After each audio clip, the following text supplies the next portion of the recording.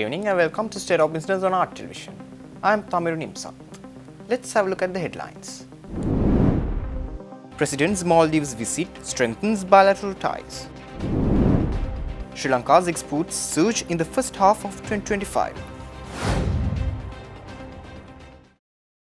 News in detail. Sri Lanka and the Maldives have reaffirmed their long-standing ties with a renewed focus on economic, tourism and security cooperation.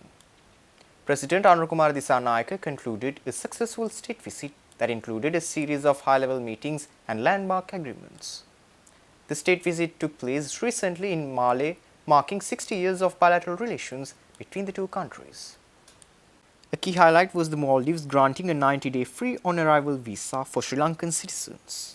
During the visit, President Dissanayake met with the Maldivian President Dr. Mohamed Muizzu for comprehensive discussions on regional collaboration, maritime connectivity and mutual investments. The two leaders pledged to accelerate trade, infrastructure development and joint tourism initiatives. The 90-day visa-free agreement was announced as part of a broad effort to strengthen people-to-people connections and encourage more cross-border travel. Both sides also agreed to enhance air and ferry services, further integrating the two island economies. President Dissanayake held talks with key Maldivian officials, including the Speaker of Parliament, the Minister of Foreign Affairs, and senior representatives in energy, health, and education. Agreements were reached to explore collaboration in vocational training, clean energy, and digital innovation.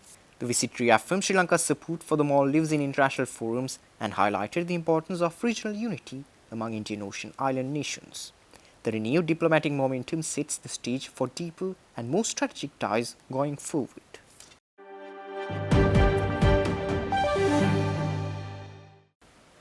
Sri Lanka's total exports rose to $8.3 billion in the first 6 months of 2025, reflecting a 6.7% growth compared to the same period last year.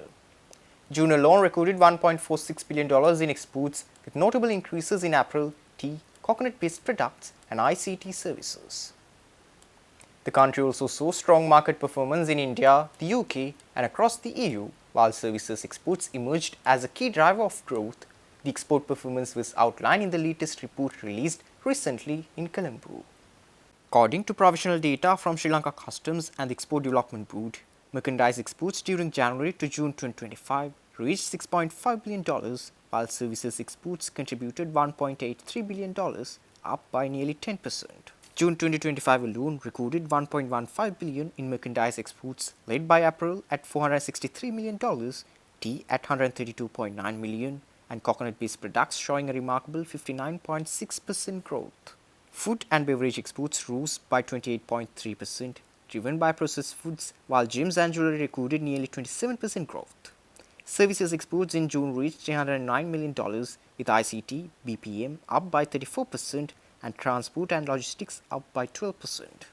From a market perspective, the US remained the largest destination for Sri Lankan exports, absorbing 23% of total merchandise exports. Exports to the UK grew by 22.4% in June, while shipments to India surged by over 26% in the first half of 2025.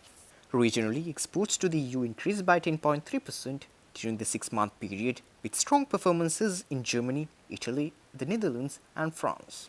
The Export Development Board emphasized the strong contribution of the services sector and diversification across markets and products as key to this year's export momentum.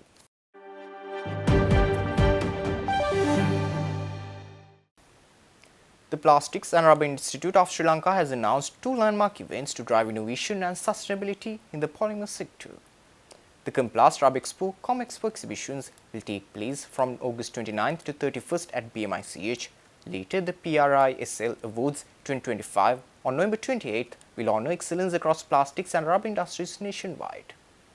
These events highlight PRISL's continued leadership in developing Sri Lanka's billion-dollar polymer industry. Registration for the awards is open now at awards.prisrilanka.com. The Plastics and Rubber Institute of Sri Lanka is a 65-year-old organization. We have been a pioneer, a premier organization in Sri Lanka. The first is the Plastic PRISL Awards Night, which is held on 25th of November at the BMICH Sirimao Bandaranayake Hall. The purpose of this awards night is to recognize all the important innovations, sustainability and developments in the industry for the last year. Complas, Rub Expo and Com Expo exhibitions. So this is an annual event that we have. Each year we have this exhibition at late August. This year we are going to have the event. It will be held on 29 to 31st August at the BMICH Siriva Bandaranaike complex. The exhibition will comprise around 300 exhibitors, 60% of which will be foreign participants, the exhibitors themselves. And it is a very important event in our calendar because this is a great opportunity for all Sri Lankans to have a peek, I would say, into the new technologies, new materials, new machinery, new processes, and meet people from all around the world. Stay tuned. We will return after this short commercial break.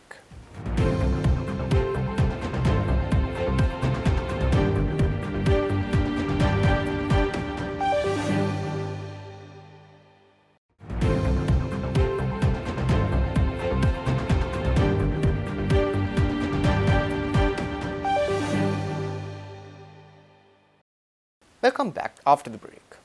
Sri Lanka and Japan strengthened their long-standing partnership at the third Japan-Sri Lanka Policy Dialogue. The two sides discussed a wide range of bilateral issues, including economic cooperation, labor migration, and regional security. Talks highlighted Japan's role as co-chair of the Official Creditor Committee and its significant official development assistance to Sri Lanka's socio-economic development. The dialogue took place recently at the Ministry of Foreign Affairs, Foreign Employment and Tourism in Colombo. The meeting also focused on enhancing trade and investment ties with Sri Lanka, briefing Japan on its economic recovery efforts and debt sustainability measures. Both countries discussed sustainable migration frameworks for the over 63,000 Sri Lankans living in Japan and reaffirmed cooperation in defense and maritime security. The dialogue was co-chaired by Additional Secretary Sashigala Premvardhan and Assistant Minister Miyamoto Shingu, serving as a constructive platform to deepen bilateral engagement.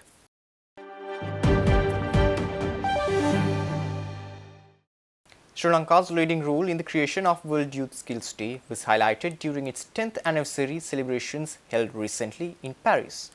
The event also marked 5 years of the Global Skills Academy. Sri Lanka's ambassador to UNESCO, Manisha Gunasekara, addressed the forum, reaffirming the country's commitment to advancing inclusive digital transformation. The global celebration took place at the Learning Planet Institute in Paris. Ambassador Gunasekara noted that Sri Lanka spearheaded the original UN resolution in 2014, designating July 15th as World Youth Skills Day following the World Conference on Youth held in Colombo. Since then, the country has co-hosted multiple commemorative events with international partners. During her remarks, she emphasized Sri Lanka's national AI strategy and called for great international collaboration in 3 key areas: equitable digital access, reformed education systems, and empowering youth as co-creators of the digital future. The event included addresses by senior UN and UNESCO officials and youth-led sessions on the role of AI and digital skills in inclusive development.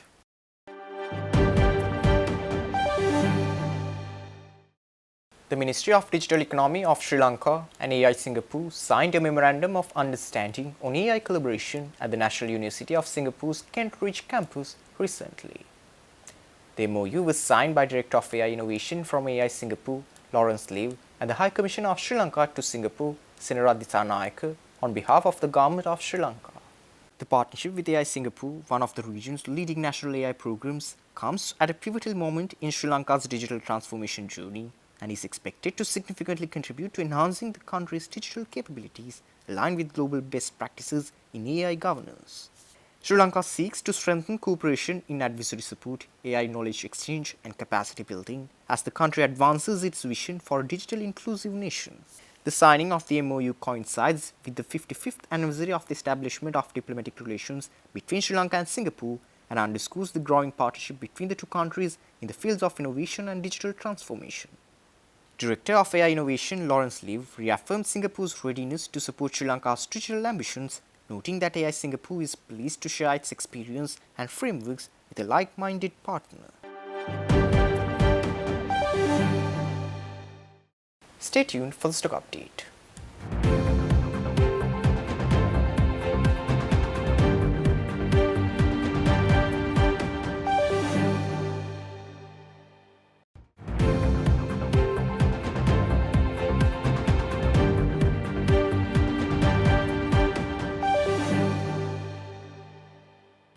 Trading at Colombo Stock Exchange ended on positive notes today.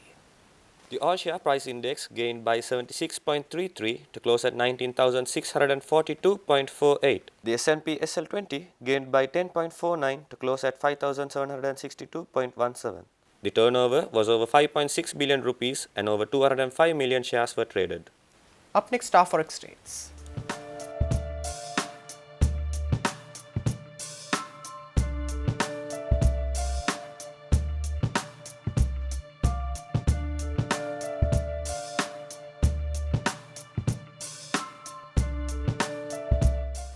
That's all our news for today. For the Send Move, subscribe to our channel on YouTube and follow us on Facebook. Take care and good night.